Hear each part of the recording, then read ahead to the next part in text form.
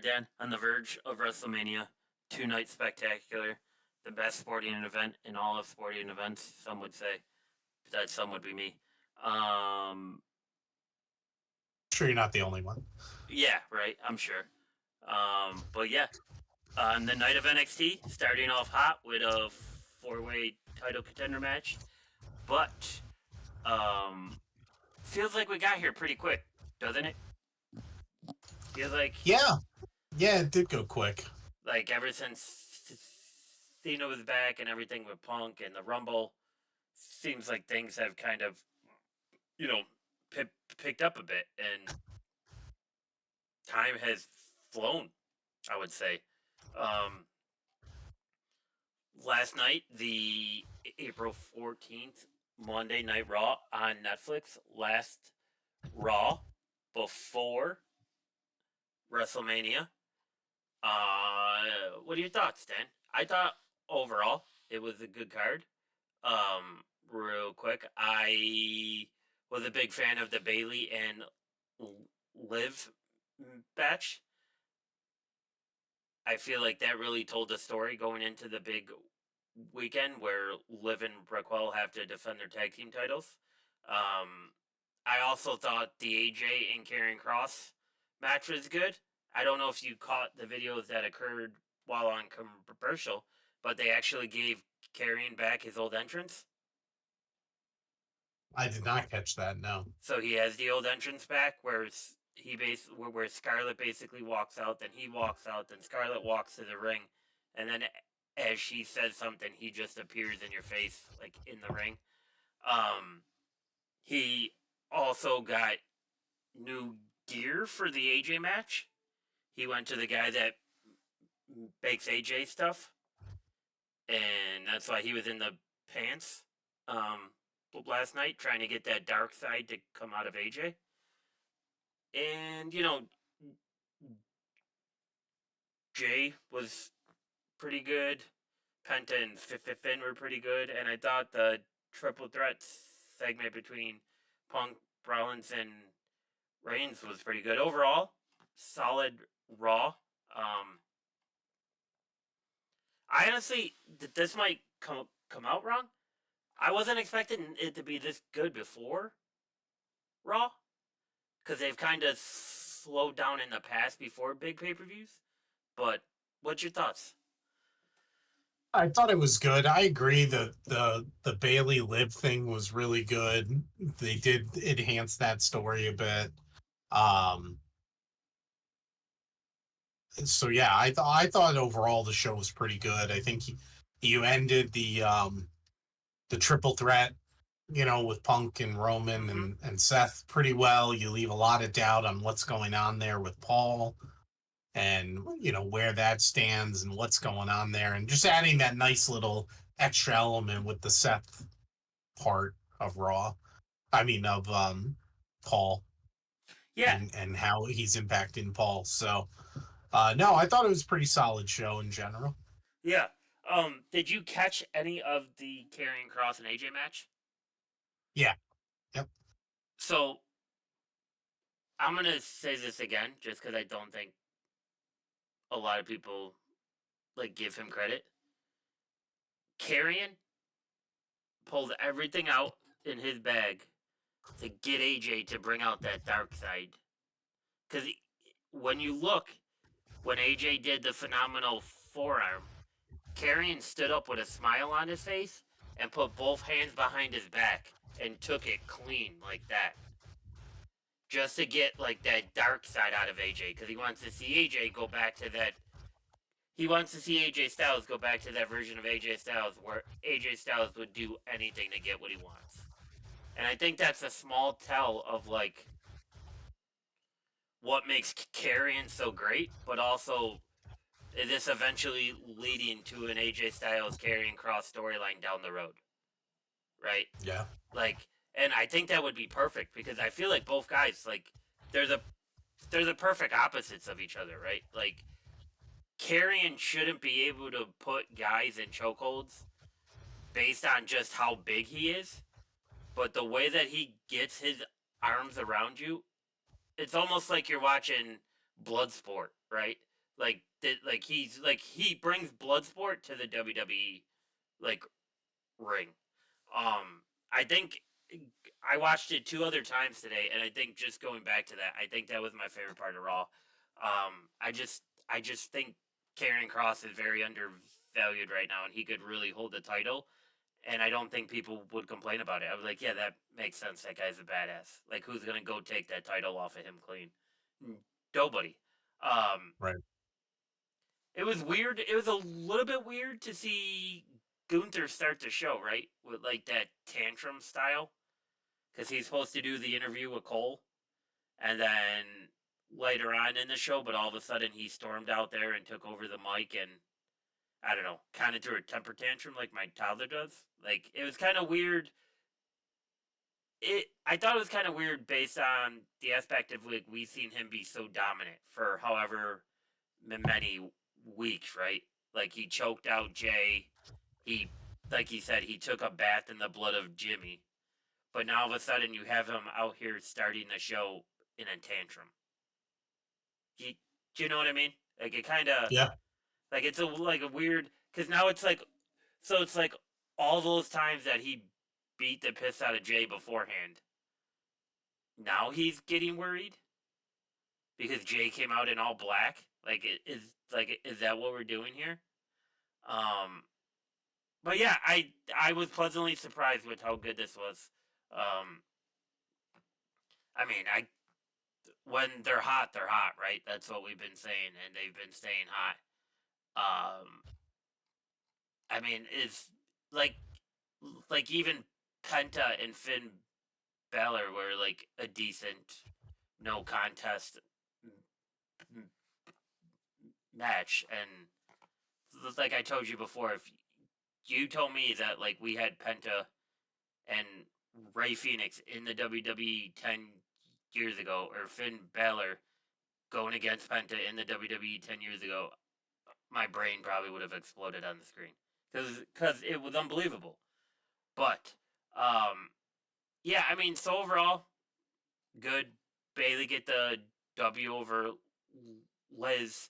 Styles beats Karrion Kross with the phenomenal forearm, and then Logan Paul popped out. Let's see. We saw El Grande Americano again. Dan, he made an We appearance. did. Did you We see did. the rumor that this is Chad Gable, Dan? What are your thoughts? I mean, Michael Cole is pretty convinced it's Chad Gable. Pat Did you McAfee, not so much. Michael Cole, very convinced. Did you see? There's a picture floating around, right? When Chad was backstage, he has like this knuckle and this knuckle like broke open and Yeah. it's bloody. Yeah. And then people are like, "Look, it's the same person," because they showed it. I was dying laughing because it's the greatest thing going right now. Like it's one of the greatest things going. Um, but yeah, I mean, decent Raw. Like not much to talk about other than like it got the stories over. Um, I did have some questions for you though. There's a few things was following this week that I wanted to get your input in as they tie into WrestleMania. Okay, Yeah. so let me pull these up right here. So, all right. So one thing I've seen, there's a few people that have been calling out Triple H about screwing up storylines that we could have at WrestleMania. Let me read through these four, and then um, you tell me what you think. So, first one being the Drew McIntyre Bloodline Hunter storyline that kind of showed up and then stopped. Bailey, Bailey and Roxanne Perez, they had a small feud and then it randomly stopped. We had the tease of AJ Styles and Braun Breaker, and that went nowhere. And then we had basically Alexa Bliss back, and it still hasn't done anything. Do you think this falls on Hunter, or do you think this falls on the storylines that they have going at the time? That maybe it would have taken too much time to build these up to the level of the storylines that they already have now. I mean, ultimately, the answer, for me at least, is it's a little bit of both, right? Like, this is what happens. Like, Yeah. we take a lot of shots at AEW for having a massive roster. Yeah. But at the end of the day, WWE has a pretty big roster too, and there's only so much time. Yeah, I think we counted it like 2 episodes ago. We did. Yeah, it's relatively close. Yep. Right now, in theory, WWE has 3 shows, right? 3 rosters. Yeah. More programming time, but with Ring of Honor, that kind of evens it out a little bit if you want to count that with AEW. But either way, to a degree, there's only so much time. And yes, you have a lot of good stuff going, so you can't get to everything. And the reality might be, let's just take Alexa Bliss as the example. The reality might be is that the idea there might be an A or B storyline, and they don't have room to put another A or B storyline today. Right? Like, so that's where I think you blame what they have going. But then also, like, maybe you can give a little blame to creative, and he's the head of creative, so you've got to put that blame with him ultimately. Is that you're also not doing anything to keep it alive a little bit, but that's fine because wrestling fans' memories are very forgiving in that sense because once they are ready to reintroduce certain stories or reignite something, nobody's going to care that 3 months ago they were pissed that Alexa came back and then did nothing since, right? Like, if next month we get some A story with Alexa Bliss that's really good, nobody's going to care that this month they were bitching about that. Agreed. So, yeah, I mean, I think it's a little bit of both. And that's fine. I mean, these are probably the people complaining are probably the same people that complain that they don't care about El Grande Americano because it's a dumb storyline. But I've always said, in my mind, like, you just have to have those stories too. Yeah. Like, in the background. And yeah, that might bump something that has potential to be a lot bigger. But look, I'm sure there is, and I'm sure they have research and data and proof of this. There is such a thing as, like, fatigue for fans too. Yes.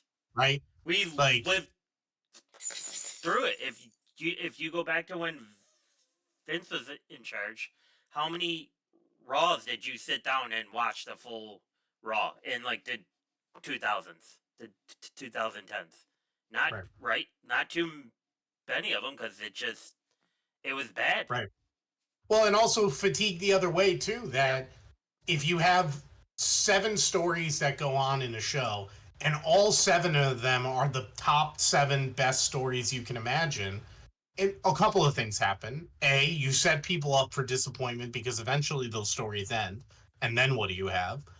And also, like, it just becomes a lot to continuously go through and pay attention to. Yes. And it's probably more subconscious, but that fatigue of being gripped by all these different stories, and to a degree that's a little bit of, like, when you think back to, like, even Monday Night War and Attitude Era, like, right, there was a ton of fatigue on Mondays, like going through a wrestling week and flipping back and forth and really trying to watch 6 hours of content in a 3-hour space.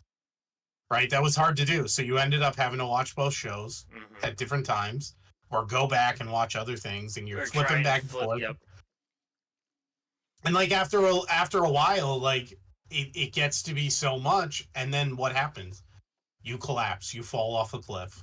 Eventually you just, like, whatever. Those stories end, and then you have nothing. So, I mean, I don't really think I don't think there's blame, but I also, a little bit of it is just going to be, you haven't given any teasers either. We kind of saw that with the Wyatt Six too, and whether that's related to injuries or not, like, but they really just kind of went away completely. Yeah. Right. So, like, there was something going there, and it was interesting, and then all of a sudden, for whatever reason, Bo Dallas did gone. Get an injury. They said that was part of it.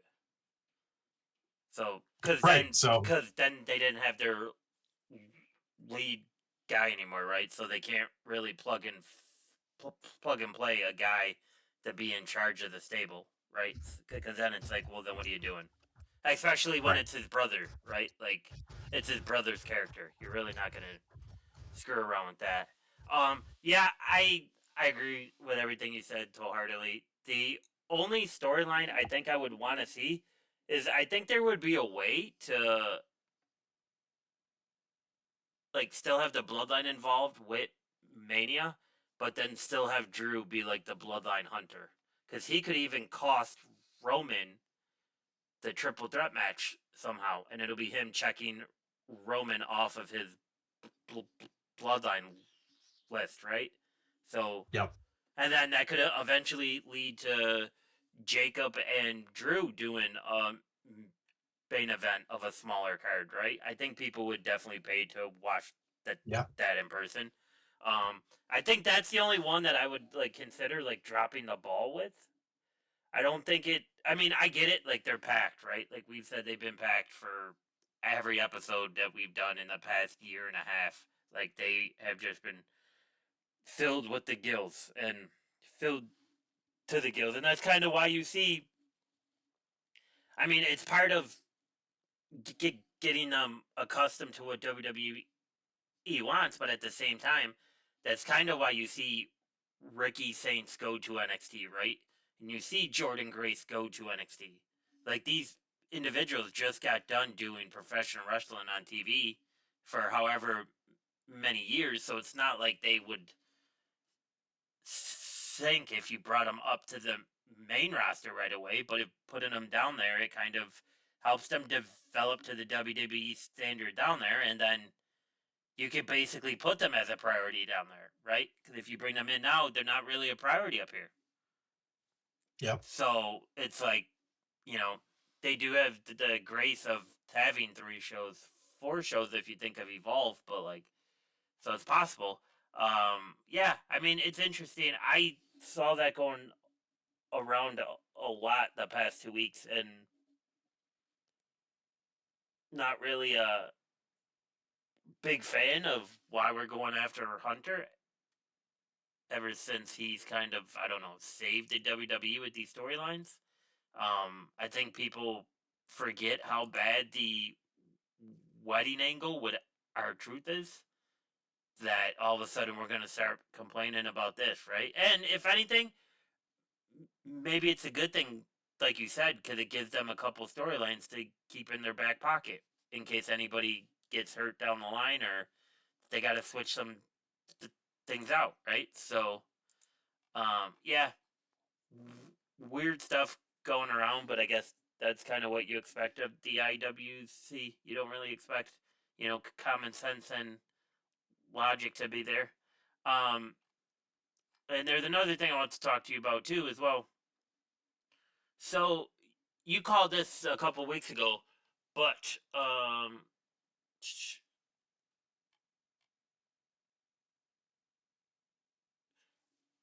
Eric Bischoff called Nick Aldridge. Hold on, let me find a quote. Um, called him a documentary worthy WWE WrestleMania 41 opponent. And supposedly, from what Eric said, from everybody he's talked to, Aldis is in great shape. And many believe backstage, like he could pop into the ring anytime and he would be able to go because of how well he kept his body in shape. And you can kind of see that when he's in his suits, right? Like he almost looks like the suit doesn't fit because he's so jacked underneath it. Right. Um, I mean, and then Eric goes on to say you never want to get this opportunity because of somebody else's injury, particularly in this case Kevin, which is a career threatening one at least, but it happened. So what a story that would be for Nick, right? And then if you wanted to, if Kevin does get cleared, comes back, you can have Kevin go after Nick for taking away his WrestleMania spot. Yep. Yeah, you could do that too. So are you you still on board with this for Orton? Well, yeah. I mean, I think it should be all this. I think that's the better match. I don't really care to see it be solo, to be honest. Just doesn't do much for me. Um, so yeah, no, I think it should be all this. I think that's like could be a really good matchup actually. So, like you said, you wanted to talk the big what if. Here's something for you. Supposedly everybody's okay with Brock. Brock just has to get past WWE legal. That's where the holdup is. Say he does. What do you think about Brock versus Orton? Uh, I mean, that'd be kind of cool too. I mean, that would be. It's funny. I actually have a different thought with Brock, but yeah, I think that could be really good too. I think it could be. It's different. It's exciting, and plus, Randy versus Brock is like something you can legitimately see being a big match. Yes. You know, and especially with Brock being out for as long as he's been out now. Um, yeah, I I mean, I could see that too. I Why was not? yeah. I was thinking the pop of Randy Orton's song, right? Cup coming out, and then Brock comes out second, and then all of a sudden you hear that and it's Brock's song. Like that place would be going nuts. Yeah, So yeah, I was thinking about that. I don't know. Yeah, I don't want Solo. I'm tired of Solo now. Ever since yeah. he lost to, I'm just like he doesn't do it right. Like I want them to like fast forward their DVR to when we get Solo versus Jacob. Like that's kind of where I am with Solo. It's just I want to hurry up and get to that point because we're getting there. I just really want to hurry up and see it. I guess. Yeah. Um. So yeah, what's your thought with Brock? Um, I my like when we do this later, my like one of my out of the box like probably wouldn't happen but would be crazy is that after all is said and done with this triple threat is that Paul Heyman screws them all over and Brock comes out and lays them all out and that's how the match ends. And Paul Heyman and Brock go back together. I mean, yeah, because I mean, I think it's kind of crazy yeah, because because it's it'd be a weird way to end a main event. Uh, especially because like I don't see it like in this like specifically. It doesn't make sense to me that he would like cause an ending to the match or wait till after the match to show up and lay out everyone. I think it'd be way off, like different and off the charts if he just came in and laid waste to them all and it's basically a no contest. But then Paul Heyman is aligned with him and him only, and they all are like scrambling of what to do next. I think it'd just be kind of crazy. yeah. Like I said, out of the box suggestions. No, I could see it because like he could be the ultimate protector for Paul, right?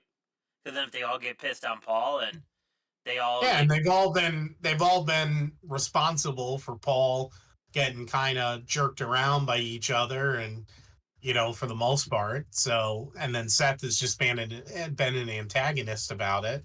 And now Roman's pushing Paul, and Punk is causing that to happen. So, how much is he really protecting him? You know, yeah, and right. obviously before Roman, we knew the Bloodline took Paul out. So, like, you know, maybe just like playing on that little bit of like, you know, how he stood up to Seth a little bit of like the "don't touch me again" stuff.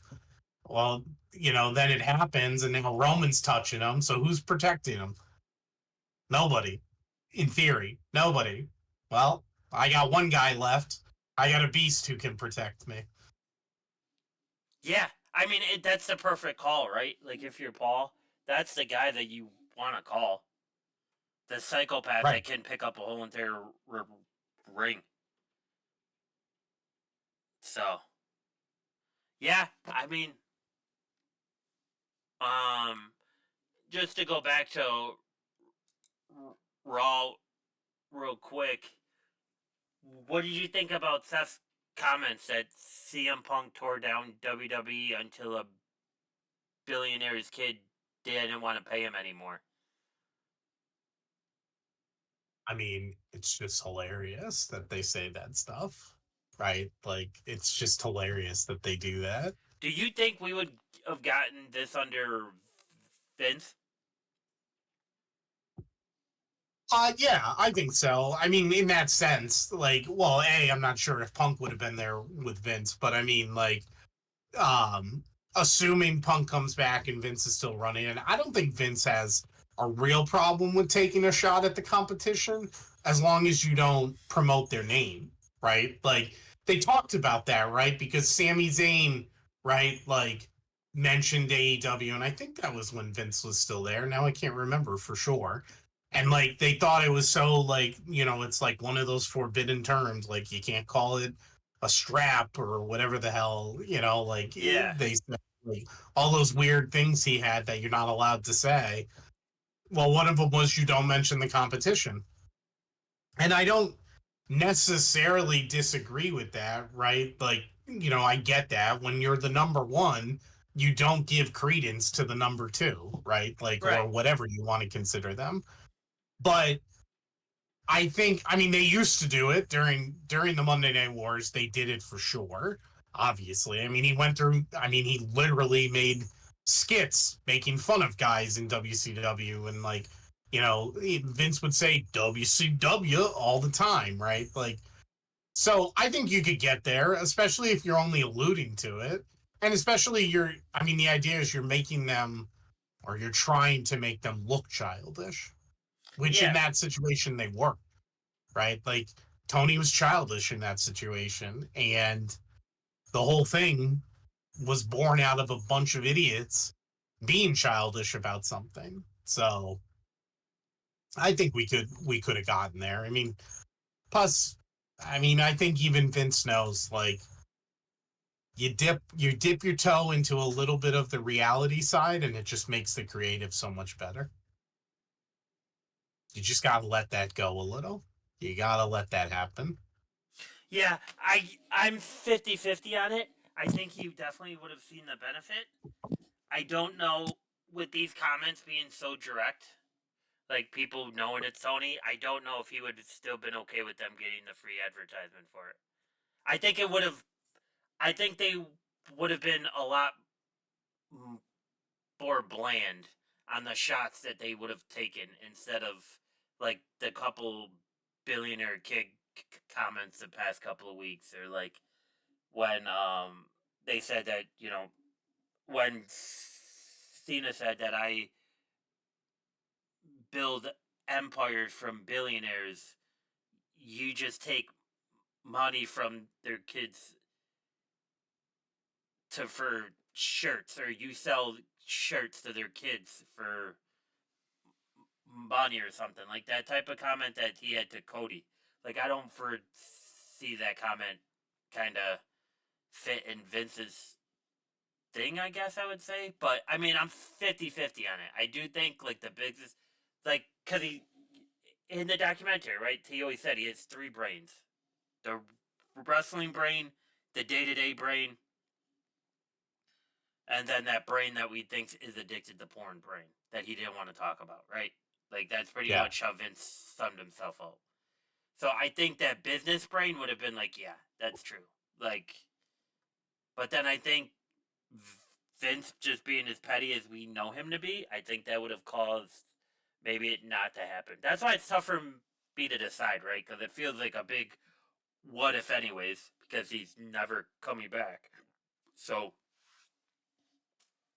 you know, but yeah, I mean, I enjoy it too. I'm glad we're having these like comments because I feel for Yeah. like the longest time like AEW got to make these comments, and Now it's just kind of like, okay, now WWE is just returning the favor of it, which I'm all for. There's something else I wanted to talk to you about before we hop to the WrestleMania card as well, if that's cool with you, Daniel. Good with me. Oh, here you go. Did you see the comment that came out of Mark Henry? Have you been following this in case he explodes? I well, I don't know. I think I know what you're about to say, but more recent. I mean, I know. Like what, a month or two ago, he talked about how is this related to Hogan? Is that what you're going to tell me? This is just so it basically breaks down to Mark Henry does not want anyone in AEW talking about his departure from the company. I guess spoke to Poker Scout when asked about his time in All Elite Wrestling. He said he had a good time there, but if Oh, they start that's nothing talking to do about with why Hogan. he left, he's gonna blast the company. And he said, "You know what? I had a good time in AEW, despite the fact that there are a couple of incidents that I won't talk about unless they start talking about it."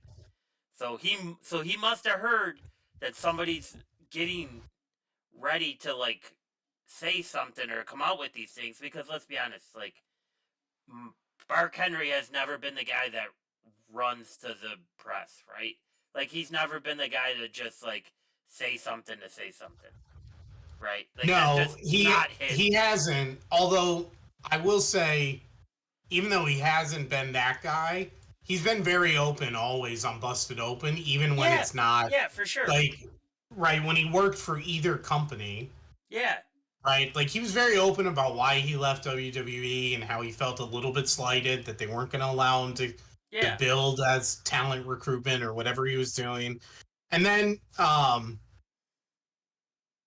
then on Busted Open with AEW, he was very complimentary of WWE when he wanted to be. He was critical of AEW when he wanted to be, even when he was working for them. Um, and I have no idea, but the only thing I can think, I didn't realize this. I hadn't heard this yet. I thought we were going to talk about Hulk Hogan because I no. know he's been even more like out in the open about that. And I'm so But proud of him for it. So proud. so funny if you just a segue real quick that that clip at that like Party. club that they Yeah, do with the wrestling music yeah, and he shuts off Hulk Hogan's theme and then he quotes the Iron Sheik. I thought that was hilarious. yeah. But no, but so I'm guessing, and I could be wrong, but I'm guessing that this is probably one of the things he's holding back from is related to the Punk stuff because he was very upset about the way that all went down. He was very open on Busted Open about how he thought Punk should still be in AEW. They shouldn't have fired him. That there was more to that than just what happened, and like you could tell he was not on the company side of that Right. issue with Punk. So I don't know if it stems from that, but it's the one thing that sticks out to me right away of where I mean, he wasn't outright like, you know, dissing AEW during that time, No, but he he's just telling his definitely, opinion. well, and he was upset for sure. And he Yeah, definitely was saying, like, it's not as cut and dry as you're being led to believe, basically. yeah. So I guess the full thing he said here is this is from Russell Zone that has it. If they start talking about it, then I'm gonna blast them because those were issues that related to me leaving. But nonetheless, I met a lot of really cool people, some unbelievable talent, and I have a lot of respect for people in that organization, and I wish them well. When asked if there's anything that AEW as a company can do better, Henry said he believes there's stuff that every wrestling company can be doing better right now and doesn't want to poke the finger at one company in particular. I think everybody can do stuff better, but there's no singling out. There's not a knock on them for not having something. There's a lot of stuff that people at WWE should be doing better. You can't broad stroke poke the finger at one company. Yeah. But it's interesting to just see him. So, like, I view him on Busted Open as like doing his job, right? Kind of like how, like, if you turn into like NFL Live, like any Sunday during the fall, right? You're gonna have Bill Cower up there. You're gonna have Randy Moss there, and they kind of turn into journalists during that time, like telling you stories back from when they were coaching or playing, right? And that's how I kind of view Mark on Busted Open, which I think is what makes this kind of stand out to me a little bit more. Because it feels like he must have heard something is getting ready to come down or come out of AEW in regards to him. And it's just kind of him putting a subtle, you know, subtle forewarning out there that, listen, if you want to go to war over something, we can definitely do that type thing. Because he's not afraid to put it out there, he said. And to be honest, I definitely would not want to be on his bad side. So, um, yeah. So it's interesting for sure. Just because I didn't expect this out of him, and it's been talked about a lot the last week and a half. So pretty cool. Yeah, I had missed that. That's interesting for sure. Yeah. Um, I mean, it seems like the kind of guy he is. He's like, look, Yeah. treat Straight to treat the point. me Yep. treat me a certain way, and I'll treat you the same. Treat me a bad way, and I'm going to treat you the same. And I mean, that's certainly evident in his Hulk Hogan stuff, Yeah. right? Like Yeah. because he offered, I think we've talked about it, right? I think you were the one who talked about it. Like he offered to Hulk Hogan to help him through that issue with the racism and stuff. And Hulk Hogan basically said, nah, I'm good. And so now he's like, all right, F you, buddy.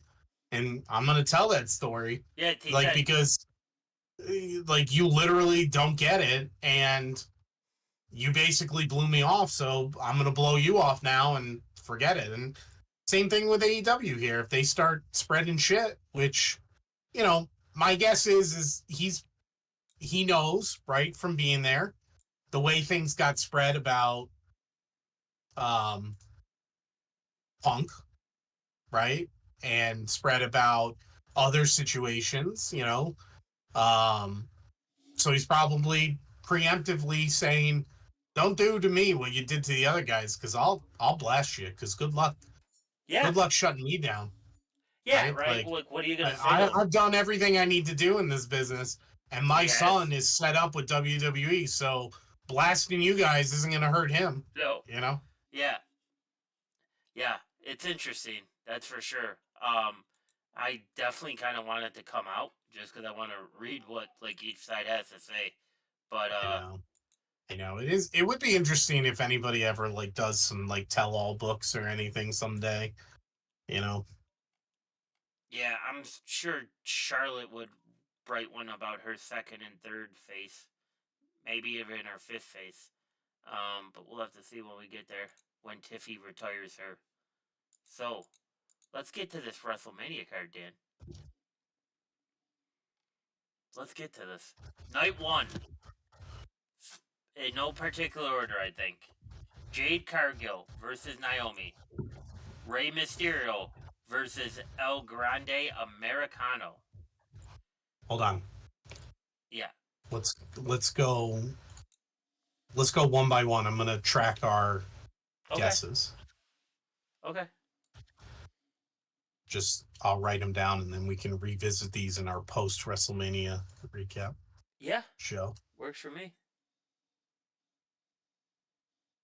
Which makes me think: Are we going to be doing a post WrestleMania recap show, Kylie Kelsey style, with you holding a baby while doing the podcast? No. Okay, just checking. No, because it'll be the 21st. Oh, good point. Yeah, I got 10 days from there, Dan. Okay. 2 weeks after that, maybe. But I got 10 days from Yeah. there. Okay. That sounds about right. Yeah. Okay. Yeah. All right. So I'm sure a baby can be that close to a computer screen. Nothing's going to go wrong. You know? hey, Gotta start him young. Gotta get that Twitch yeah. following. Listen. All right, so yeah. All right. So night one. So we get Jade. Yep. Versus And Naomi, and this is from Yahoo Sports. This is the most complete list that I've seen. Okay. Who do you think there? I think Jade I for think, sure. yeah. But now I kind I of want to I be different. I mean, you can do whatever you want, but I mean, I think Jade. I don't know. Why be different? Like, if you really think it's What that, if I just this? don't see. I don't see how that works any other way. What if this is a ploy that Bianca helps out Naomi in the end?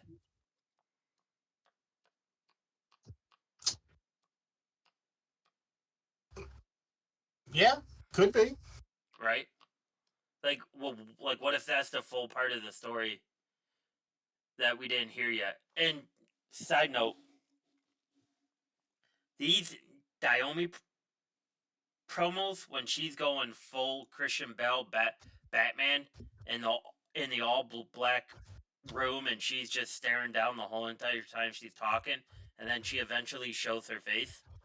This is the greatest work of her career. These backstage like heel promos, without a doubt. Without a doubt. Yeah. All right, I'll go Naomi on that one.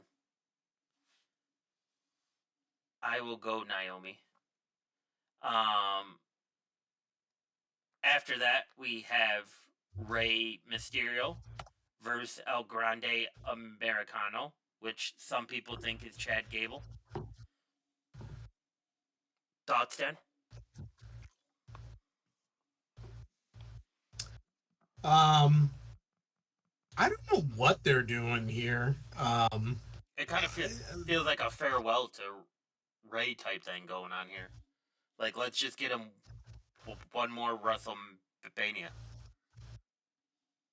Yeah, it's a very weird thing, very thrown together. I don't know if there was like supposed to be something different. Um, I'm What? gonna go with Yeah. I'm gonna go with Grande Americano. What if we get Rey Mysterio versus El Grande Americano versus Chad Gable? Yeah, yeah, that would be crazy. I'm sure it would be. They could do it. It would be Oh yeah, hilarious. yeah, They could do it with just him like rolling in and out from the ring, yeah, under the ring, yeah, right? And like just the only thing is like the tassels and all that. The outfit is a little different, but like that would be hilarious if they yeah. did something like that. Yeah. I think Ray gets the W here. All right. All right. Um, Wait, what did you say on Jade Naomi? Naomi. Okay. United States Championship. LA Knight versus Jacob. I have Jacob on this. I think Jacob takes the title. Yes, I do too. Um, I think it's just, yeah, I think they're giving it to him for Yeah, sure. agreed. Um,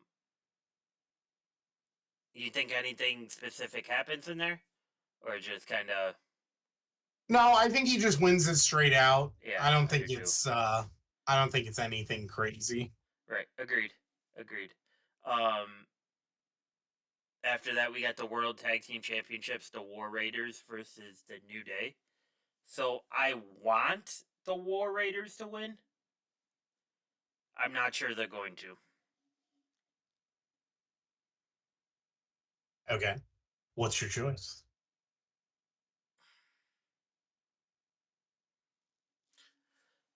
I think they drop to the New Day because then it just makes the New Day even hotter as a heel. I agree. Which it really pisses me off to say this because these guys on the War Raiders really deserve this. Or originally in WWE 2K25, do you know what I did for them, Dan? I booked belt versus belt.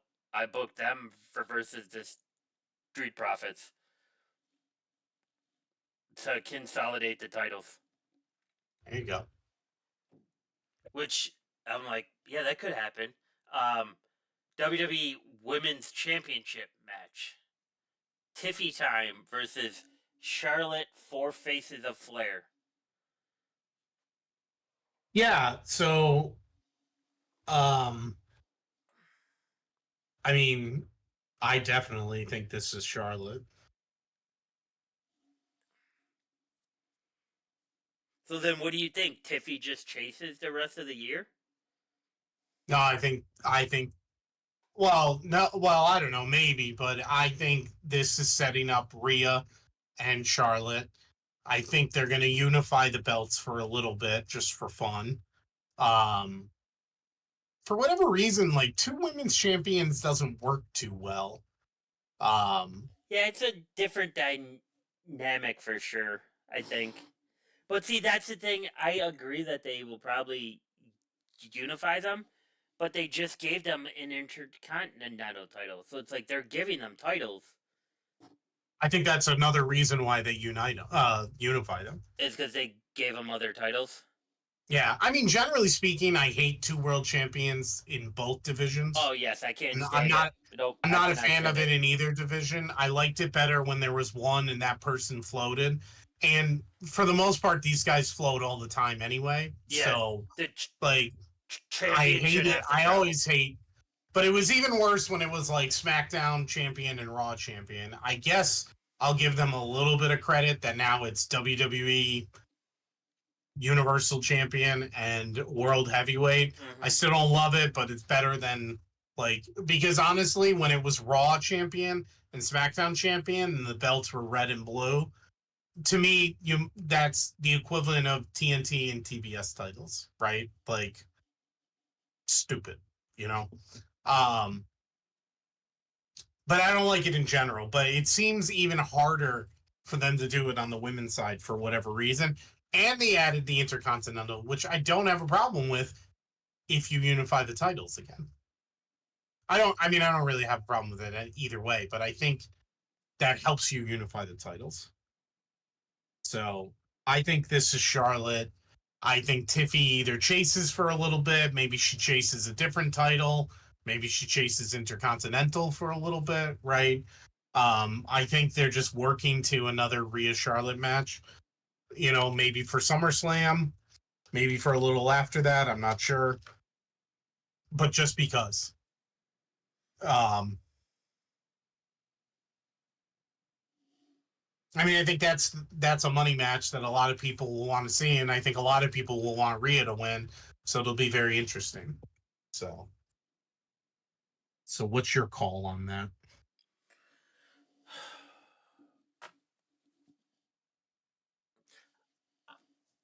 Oh. So before I make my call, I'm concerned. I have concerns. Okay. Because what do you do with Tiffy after this? Um, Because I feel these last couple of weeks, the way that she's been barking back at Charlotte on the mic has really gained the crowd over. I think her dropping the title to Charlotte, you lose all of that immediately. um, possibly, but I mean, I don't think that necessarily changes their decision. No, I know. I'm just talking out loud, I guess. I that's my concern is just like, so did you just bring Tiffy up in the last year and a half, and all of a sudden she's a nobody again, right? Because we've talked before how they got to do a better job with their women's roster based on all the talent that they have. Yeah, I don't disagree with you. Like, I don't have a great answer other than what No, yeah, kind of just already talking out said. loud, And I can't see Charlotte not winning. That's the thing, right? Like, it just makes too much sense. Just makes too much sense. So I'm gonna have to give that to Charlotte. After that, the World Heavyweight Championship, Gunther versus Jay Uso. Gunther J Uso. You go first on this one. I think Jay takes it. Yes, I Do you think anything crazy happens? Well, let's save that for my 3 crazy ideas. Okay. Um. Let's save that. We'll get to that. We'll maybe we'll finish the show that way. Um. And the triple threat match is on night one.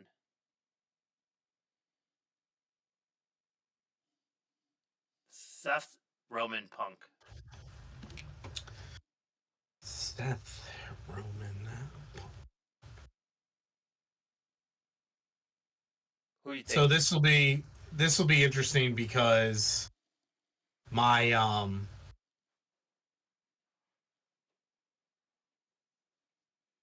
one of my crazy ideas, obviously flies in the face of a prediction here. But I think I I think this one's so tough to figure out how this ends. Yes. If you're creative in WWE, like I'm sure they'll figure it out. But like, I'm sitting here in my head thinking, like, how do you end this? Like, how or do you even end it? Does it end at WrestleMania? You would think it would, but maybe it won't. But like, how do you go about this? Because you can make arguments for every guy that are, to me, equal Yep. in that sense on why they should be the one to go over. Like, I mean, just running through it quick, like, you give a big boost to Seth, especially if it involves Paul somehow in him winning. And he hasn't won in a long time a big match like this. And not that it matters, because no matter who wins or loses, they'll all be fine. But Yeah. we always say that about Seth, and maybe he's due, and it'll take him to a new level. And then you have Roman and reestablishing him, and but then I sit there and I can argue doesn't make sense for Roman, and like I think Roman can go back and reform the bloodline after this. Um and then Punk, like, how do you argue with putting Punk over in his first WrestleMania main event?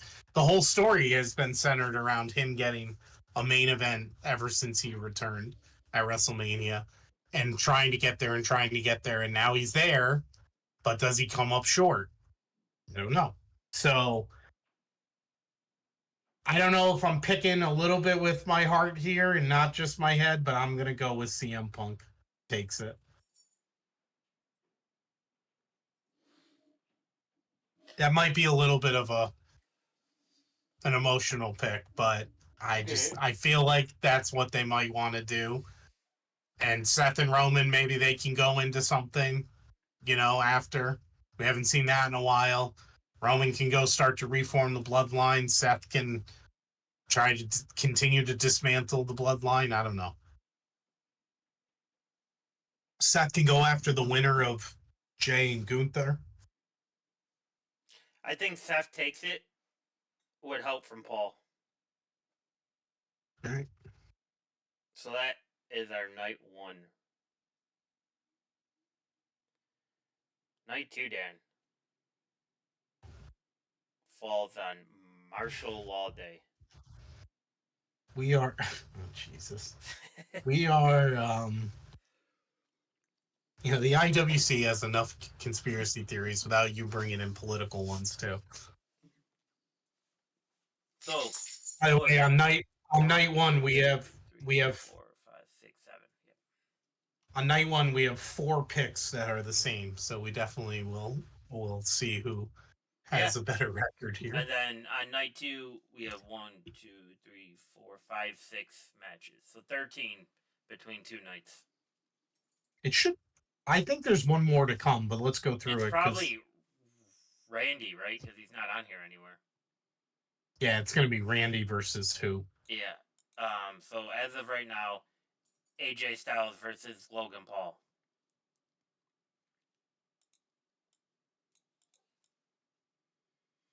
Your thoughts? Okay. I think that this one's going to be AJ. Yes, I agree. At least that's what I'm hoping. I think Logan has had his victories in big spots. Yes, I don't think this is one of them. Because I think they're trying to get AJ back on track. I agree, and I think he's had his victories. Doesn't he have another boxing match coming up in the future? So He he's was trying to probably get one, going but away again. it wasn't finalized. Yeah, it wasn't finalized. After that, we have the Sin City Street Fight: Damian Priest versus Drew McIntyre.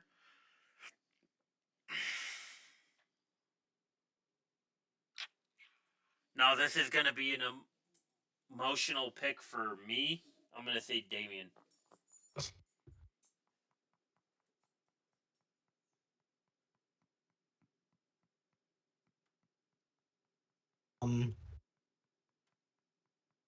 I think this is Drew. Okay, that's good. That is good. Yeah, I think this is Drew. Okay. We have the Intercontinental Championship Fatal Four Way. Braun versus Dominic versus Penta versus Finn.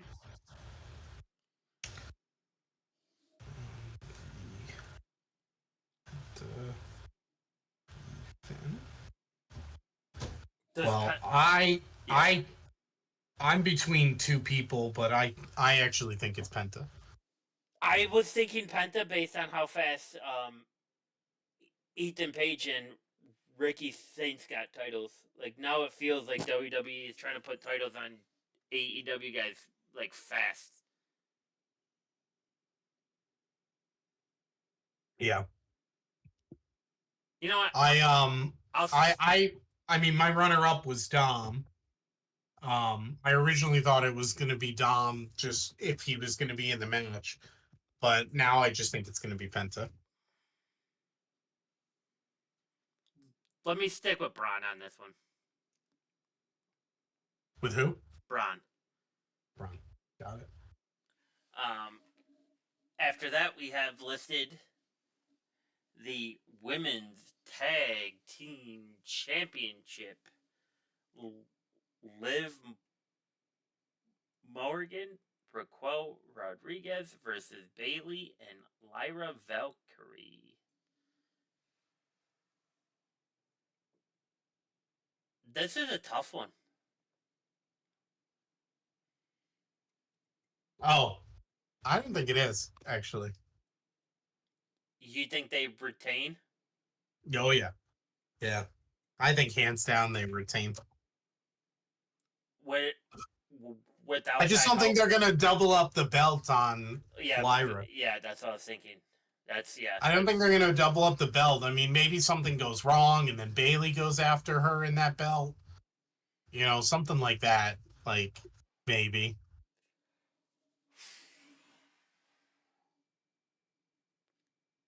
So, yeah, I think they retain. I think it's Liv and Raquel. Okay. Yeah, I'm good with that.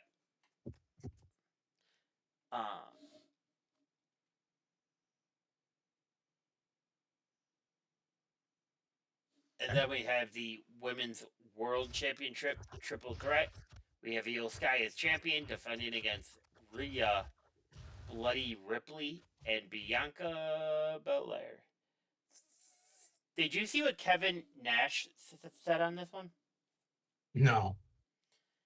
He I didn't doesn't listen to him in a while. like the fact that Io Sky is involved in this. He said it doesn't make sense. Her strikes aren't real. She just doesn't belong, he said. Okay. That's tough. Teach their own opinion, I guess. Yeah. I think Rhea takes the title here. Yeah, I do too. I mean, as evidenced by I already think they're going to unify the titles in a Charlotte Rhea match and down the road. Yep.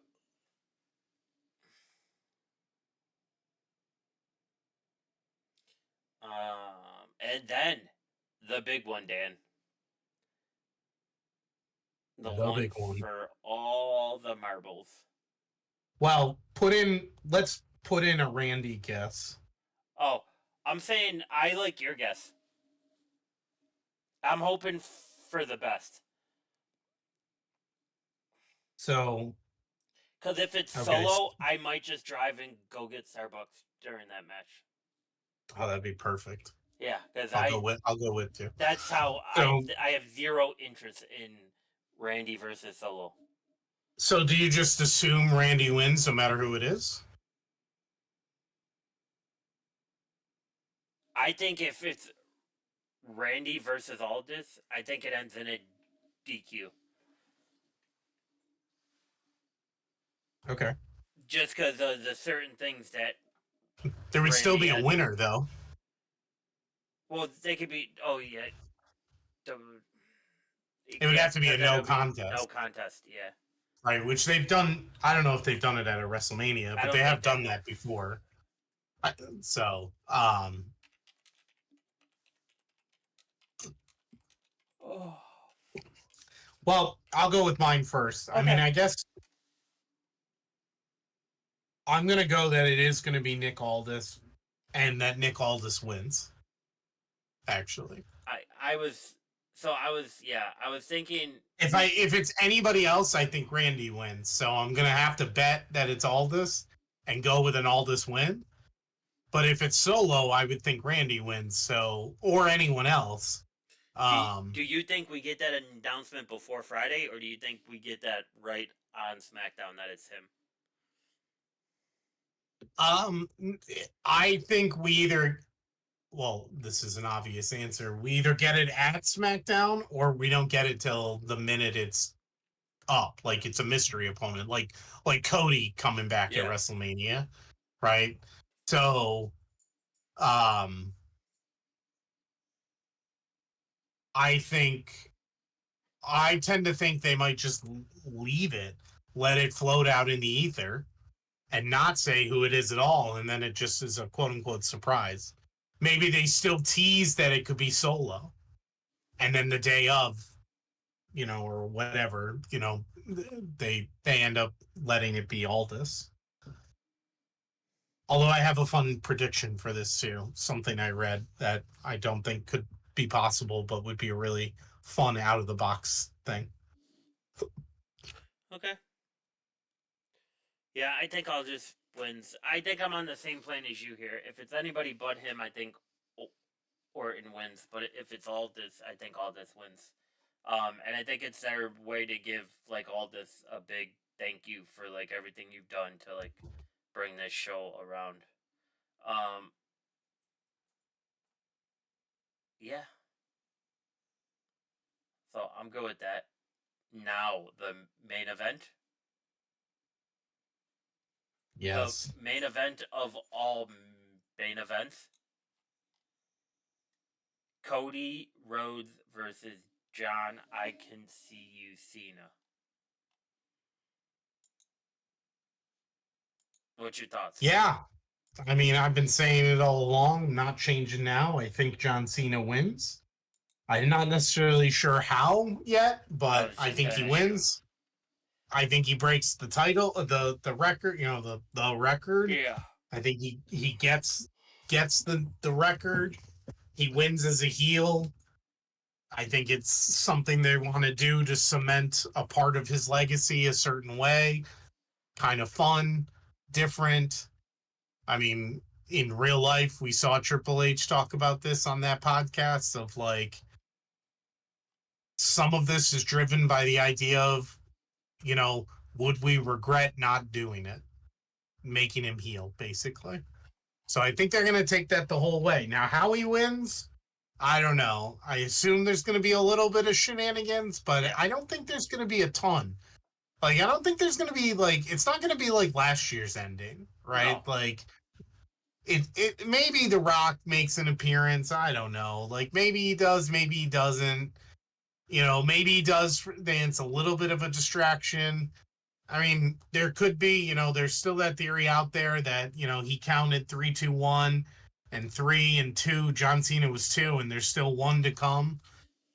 So maybe that's part of Did it. you But see the follow up to that of Jay being the other one? Because Jay went showed up to Raw with Travis Scott, and then later Travis Scott is by the Rock's side. So it's the Rock keeping Jay in his back pocket to use. That would be wild. That would be wild. Yeah. I mean, yeah, so there's probably going to be something, but I don't know that it's going to be crazy, crazy. But I think John takes it for sure. I just don't see a way that Cody goes. And I think it's better for Cody to lose it. I really do. I don't I know think what you they. can I think you can let him, you know, probably come out on Monday. If he loses, come out on Monday, do some kind of promo that's kind of like I need to go find myself. Then he goes away for a little while, got all this other stuff going on, and then he comes back and it's like start all over again with the Cody Mania again, right? Like I think that's how you do that. It goes back to we had this conversation a month ago, I think. If he wins, then what? I guess Randy, you could do Randy, especially now that the KO thing is definitely over, right? Like, and you're not really progressing a storyline with Randy in WrestleMania now. Um, any of the guy like Roman, Seth, Punk could go after him again, but I don't know. What would you rather see? I guess I'll just pose this question. What would you rather see? Seth, Punk, Roman going after John Cena or going after Cody? I mean, it might be a different answer for each guy, but I'm just generally saying all three of them. I think it's a different answer for each guy for me.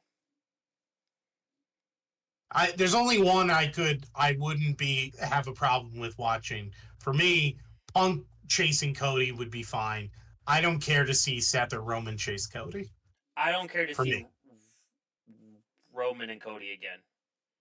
right? I think I think I generally would everybody is done I with think that. I would be okay with Seth because we haven't seen Seth chase him Well, yet. he hasn't beat him, right? Like Yeah, they had right. the 3 match series. He was 0-3. Like you could make that part of the story, but And if he truly does win with Paul on his side, I think having Paul doing the talking against Cody could definitely open up some things that Seth hasn't said before. Just kind of like the comments we see him make towards Punk. I think we could get a different version of Seth if he chases Cody. I think the payoff is Randy versus Cena down the road for the title. Um, I'm more concerned you are that a Cody loss doesn't really do anything and gives him time to go away. I am more concerned about the loss than you are, I guess. I think we are pretty much similar on all of our points.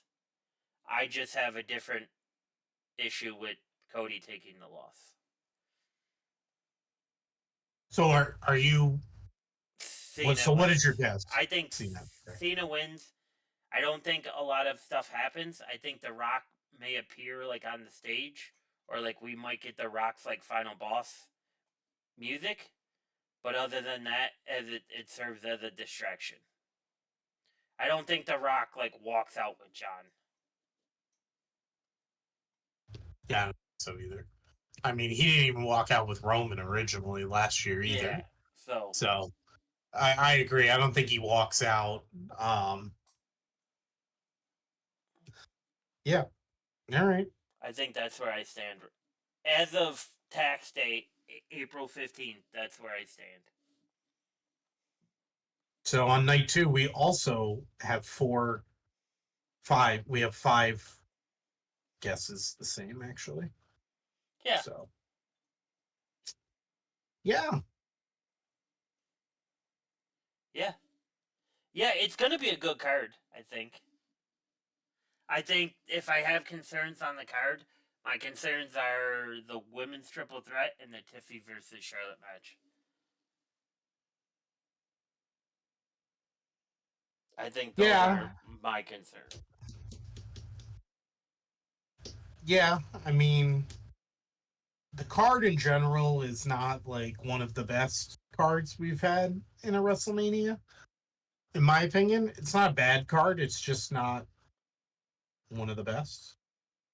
So, Side note: they got um, Corey Graves on the NXT uh, table tonight. It's 3 guys for NXT now. So interesting. Yeah, but that's how I'm feeling. I think it's a decent card. It's not the strongest one we've ever had. And I think those are my 2 concerns, I think, right now with this card. I think everything else should be good.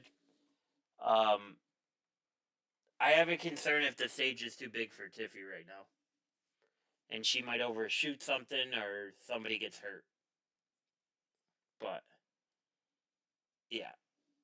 And I think the Rhea, Bianca, and Io one can be awkward because I don't think Io's style fits with the 2 of them. So, yeah. but yeah. So, all right. Well, let's do your thing. What is your So, yeah, I just thought it'd be fun if we did 3 crazy predictions for WrestleMania. So you could make any 3 crazy predictions okay? about, you know, well, whatever, I guess. I was thinking match related, but I guess it doesn't really matter. And I mean crazy. So I already said one earlier, which was that Brock Lesnar shows up during the triple threat with Seth Roman and Punk and lays them all out, and Paul walks out with just Brock. Would you consider Seth teaming with Paul crazy enough? I don't know if that's crazy enough because they've obviously teased that a little bit. I'm thinking like something we really haven't heard, Like, right? talking about this like 4 weeks ago, I think it would be crazy enough. But now that they kind of did the fake stomp and now he owes Seth the favor. Um, Right. They planted a seed. Like here's my next one because this seed, as far as I know, has never been planted. Randy's opponent is Shane McMahon.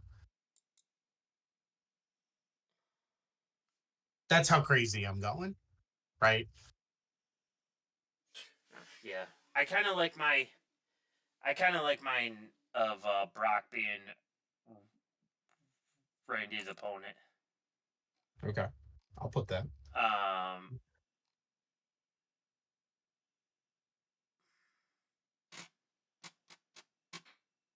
I think Stone Cold helps Cody and he stuns Cena, and we're Oh yeah. eventually getting a Cena Stone Cold match. Okay. Man, 3 is hard. I know my third one isn't, I guess it's not as crazy, but it's been so long since this seed was planted. But my third one is actually that Goldberg shows up and That's not bad. helps Jay. That's not Right. bad. And because That's they teased that Gunther Goldberg thing, but that was so long ago now, right? Like, and they've done nothing about that since. So I'm gonna put that as kind of crazy because it just wouldn't be like expected at all. God damn, this is tough. So we got Brock. We got that.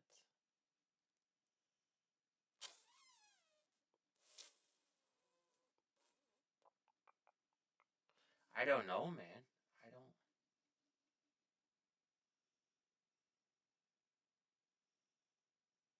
This has me really debating, like really thinking. I mean, there's a lot of stuff out there that could happen, right? Like, you know, and again, maybe not things that are like completely out of left field, but just haven't even been teased. I mean, you know, the other stuff I thought about that I didn't end up going with was, even though she just said she's not wrestling anymore, AJ Lee. does Oh, Becky. Becky step in? AJ Lee would be another one where like that would be like outside of, anything we could ever think of. Like nothing's been even close to teased like that. Uh, could there be another Bloodline member debuted somehow in one of these matches? I mean, those are all things that have not come out at all or been, there's no rumors around those, right? I think The Rock has Jey Uso in his back pocket.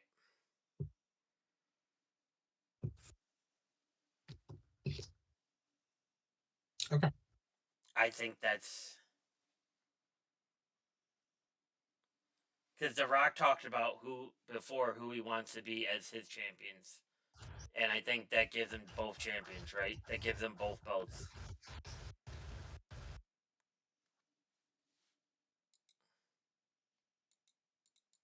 I think that's right.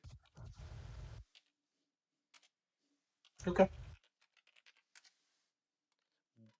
What All was your right. third one again, Dan?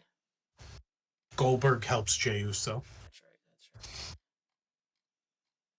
right. or attacks Gunther. Yeah, I mean, man, that's a tough game to play, right? Like, Yeah, I mean, more just like a fun, like, yeah, but what's kind of crazy. It made me think of it because, like, I think I told you, I think off camera, that some stupid bot Facebook thing had this thing that like the ultimate ending to the triple threat would be Vince McMahon somehow reappearing and being involved, which obviously would never happen. But it gave me the idea of like, let's make 3 crazy predictions that could never happen, but then if they did, it would be like ridiculous. well, speaking of this, I want you to do a quiz. Okay.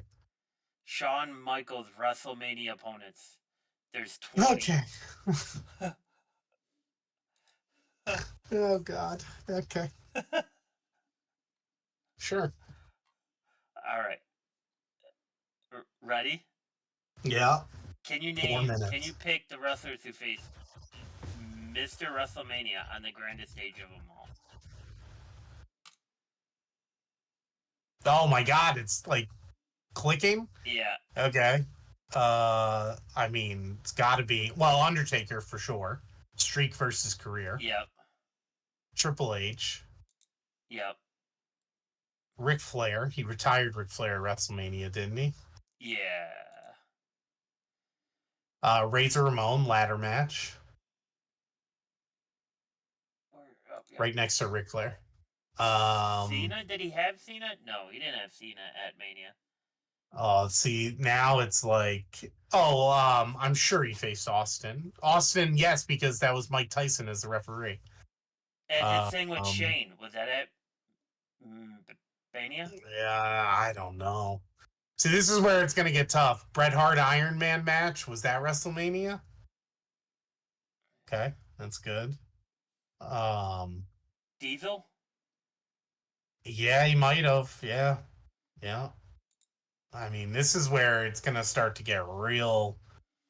Yeah. Like, when Vince wrestled him and God as his partner, was that a WrestleMania or is that a different show? That is a different show. He didn't have The Rock, did he? I don't know. You're talking, because he's been in WrestleManias, Since they were you friggin' know, invented. I mean, pretty. Well, see, the other interesting part about this is I wonder if he ever had any tag matches as the Rockers or if they're not counting that. But, like, he had a match with Hogan that they always talk about because he oversold for Hogan, but I can't remember if that was WrestleMania or not.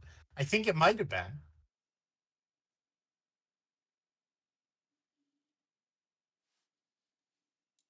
Nope.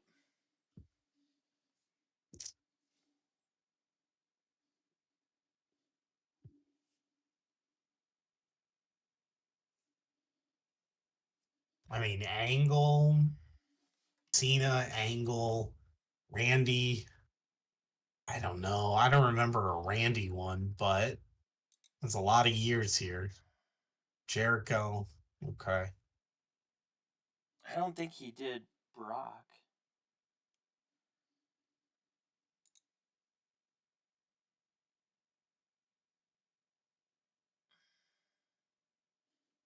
Batista, JBL, like all. I don't even know who Jacob Blue is, by the way.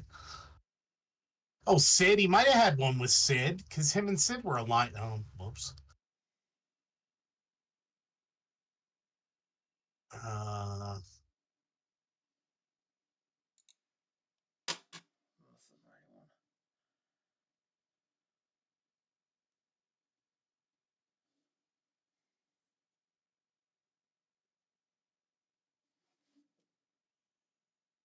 Tanaka held the IC title, right?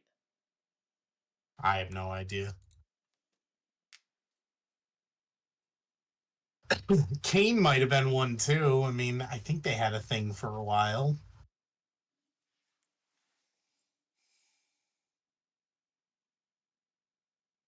Benoit, top right. I mean, 20. Edge. I mean, at this point, no. I mean, go Shane. Try Shane. We only got 2 guesses in 10 seconds, so. And try The Rock for the hell of it. It's our last guess anyway. Randy or The Rock? Well, no. So Batista, Big Show, Brock, Jacob Blue. Who the hell? Eli Blue, Jacob Blue? They must be counting matches as the Rockers, too.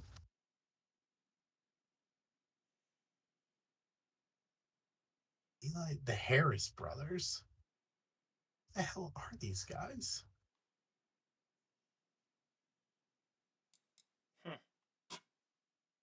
Interesting.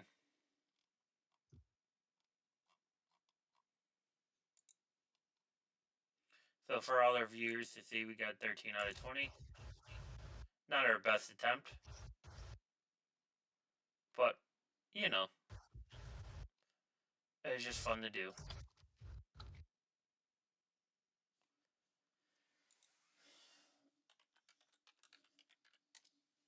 It's different. Yeah, it's fun. Once again, I feel terrible that we do a wrestling podcast and we haven't been able to get 100% on any of these yet. I mean, I think they definitely counted stuff as the Rockers because Yeah. I'm looking at their record. They faced the Twin Towers, which is Akeem and the Big Boss Man. Oh Yeah. no, those are listed as wrong. Never mind.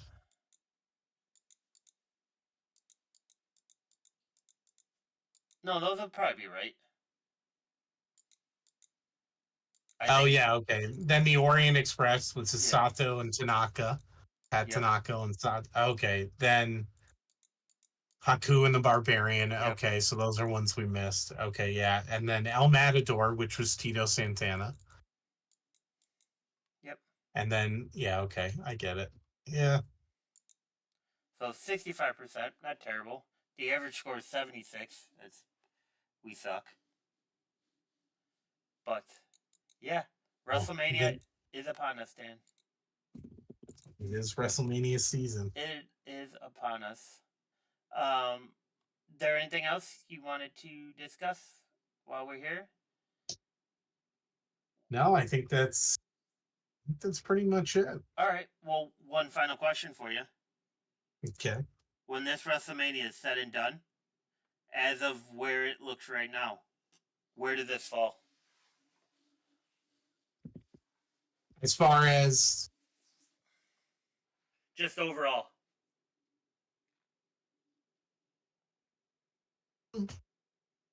I think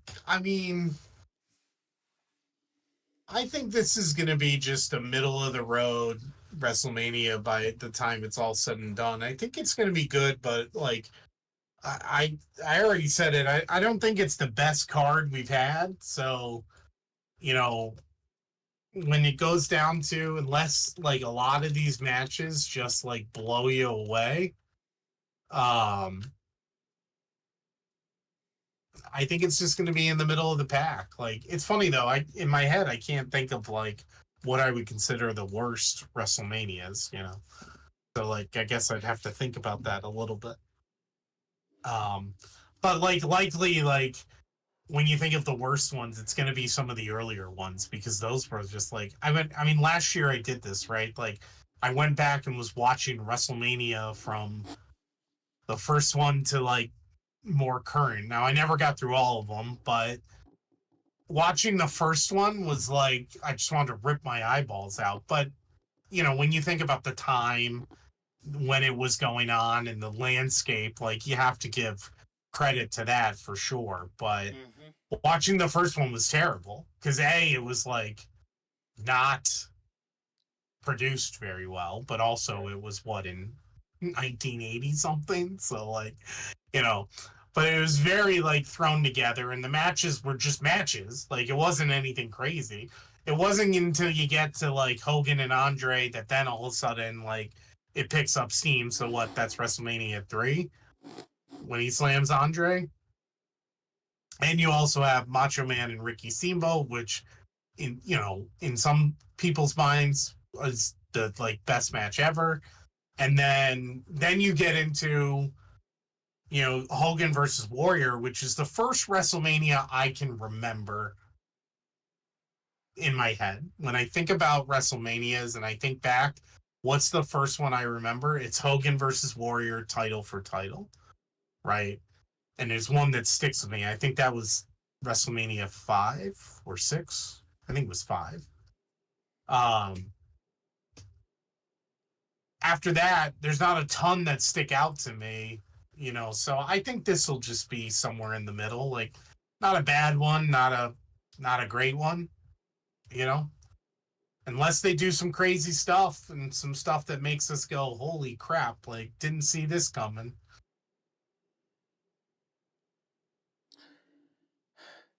I think the significance of this one is what this WrestleMania lives on.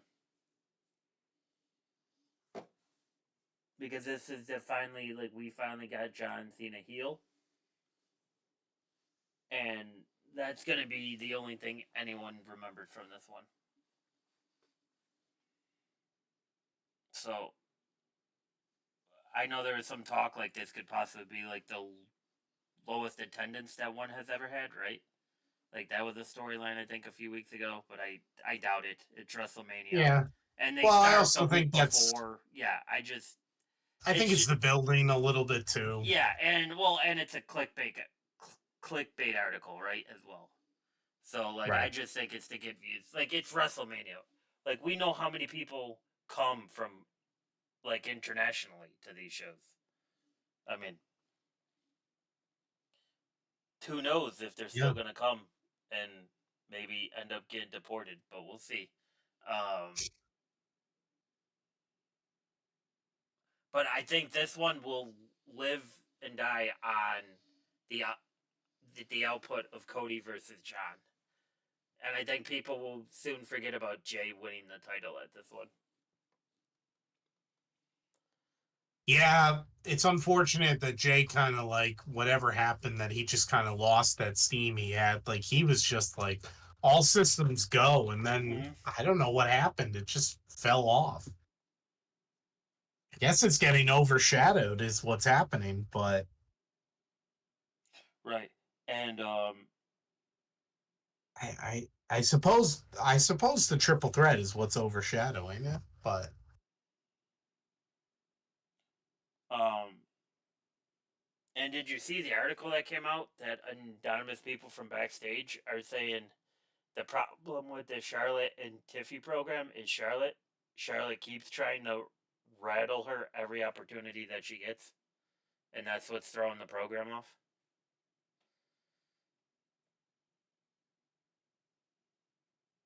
Which, if you remember back to the Becky and Ariel Helwani interview, Becky basically said kind of the same thing, like why her and Charlotte don't like each other. yeah, So it's like, you know what I mean? So like we might see some real heat in that match. Um, But yeah, I mean, I think this all just lives and dies on the shoulders of John. And if they have a crazy like spot in that match where like the Undertaker comes out or Austin comes out, we know that Flair can't come out. So like it has to be somebody. Or if The Rock uses Jay. I think, right? So it's kind of like, it feels like we're watching 2 nights of wrestling just to see what happens at the end of the second night. Could be. Right? I mean, yeah, it could be. Although, I mean, the triple threat in night one, like, yeah, also, I don't think like, the cards are bad. I just think the outcome of the John versus Cody is what this one primarily will be remembered for. Right? right.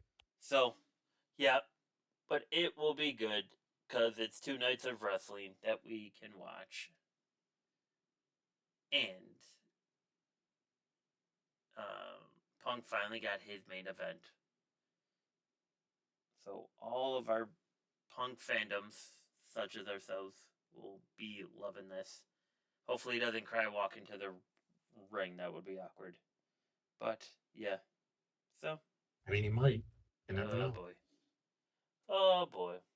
You never know. But we will be back. What is that, the 21st? Are you in town for that day, Dan? The 21st? Yes. Yes? Yes. Okay. So we will be back April 21st, that Monday night, to go over WrestleMania. Tell you what we like, tell you what we didn't like, tell you what we think's going to happen next or what we expect to happen. Well, So, we'll probably have a little bit of some live updates from the Raw after WrestleMania, too. And Raw after WrestleMania is always hot and buzzing. Which could be crazy, yeah. Being on Netflix, it could be crazy. Yeah. Yeah, right? Like, because they might save some stuff from there to actually put on Raw and Netflix. Because I know the last couple have been okay, not like anything memorable, I believe, but we shall see. So yeah, the last few have been, they haven't lived up to the hype that it used to live up to, for sure. So, but until then, like, comment, subscribe. We are live on Blue Sky, a Botch Wrestling podcast, live on Instagram, Botch Wrestling Podcast. Feel free to like, comment, subscribe. Send us anything that you didn't like throughout WrestleMania, throughout the wrestling this week. And we will be back on the 21st during the Raw after Mania. Don't forget, if you're on the East Coast, SmackDown is still on at 8 o'clock. And the Hall of Fame, correct me if I'm wrong, Dan, is on at 1 a.m. you said now? 1 a.m. our time, yes. 10 p.m. Pacific time, 1 a.m. Eastern time. I think I saw on the thing. All the other shows in the area, for those that are going to WrestleMania or going to all the indie shows, feel free to send us your pictures of everything that you guys went through. Well, one day we'll get there. I don't know when, but one day. So, until then, like, comment, subscribe, please. It'll do us a huge favor. And we'll see you guys on the 21st. Adios.